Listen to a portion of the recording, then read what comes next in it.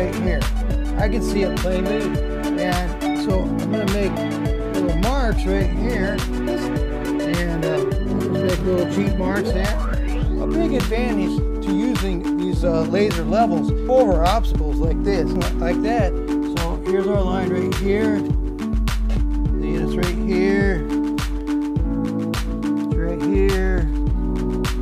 This laser level is cross-line laser level, right? And then you don't have to use a laser for this layout, but if you have one, go for it. It's plumb. So we're going to start with the first box offset going to the first box. This right here is an arbitrary amount. I've used 2 inches. You could use 2.5 or 3 inches, but I've chosen 2. And then this distance right here is figured out with something called a multiplier. We're going to be using 10-degree bends, and the multiplier is 6. And we're going to be jumping up 3/8 of an inch off the board to get to the first box. So 3/8 of an inch times 6 is 2 1/4. So we have 2 1/4 inches right here between these bends. So this will be a 10-degree bend, and this will be a 10-degree bend going in the 180-degree opposite direction, 10 degrees. So I'm going to put my boot on the bottom of the handle of the bender, and then I'm going to go down to 10 degrees, just like that. Then I'm going to take it, spin it 180 degrees. We're going to go to 10 degrees. I put my boot on the bottom of the handle of the bender, and there you go. That's your first box offset. Now we're going to work on the 3-bend saddle, which is the bend that goes over this obstacle. Conduit is going to end. It's going to go into this fitting about that far. And there it is, 33 inches. And we're going to want to clear it by ½ an inch. So we're going to say 3 inches. And the shrink is 3/16 of an inch per inch of height of obstruction, with the obstruction being 3 inches.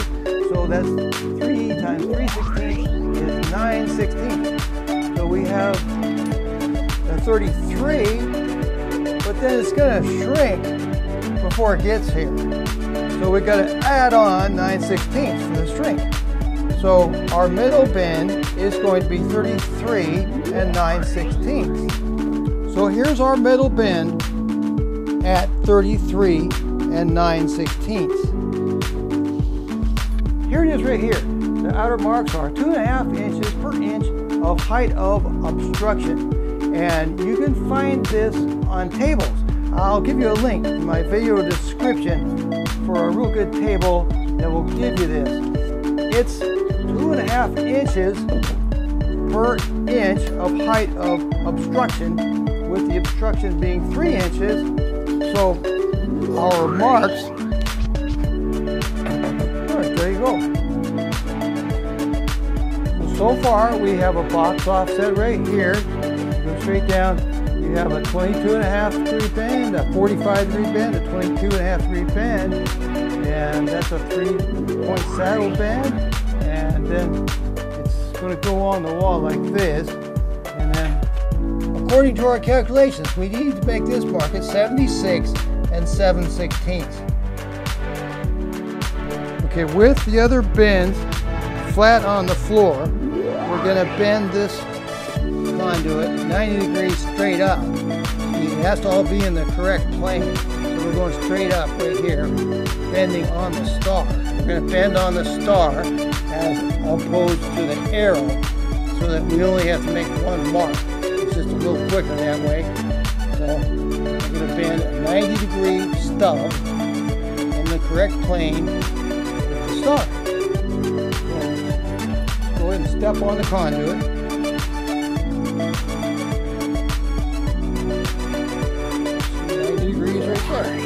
With your boot on the conduit, we're going to measure up 38 and 5/16 right here.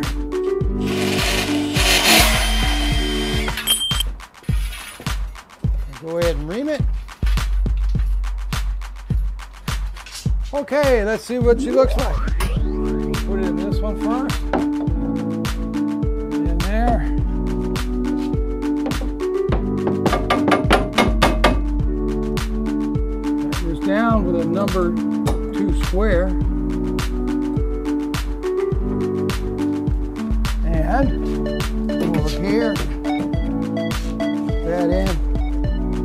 lined up perfectly. This line is lined up with axis perfectly. All right, we got a nice 2-inch differential there. Put our cheat lines, yeah, right on the money. That's good. Okay, so now we're going to put on 1-hole straps. Making sure the conduit is right on our cheat line.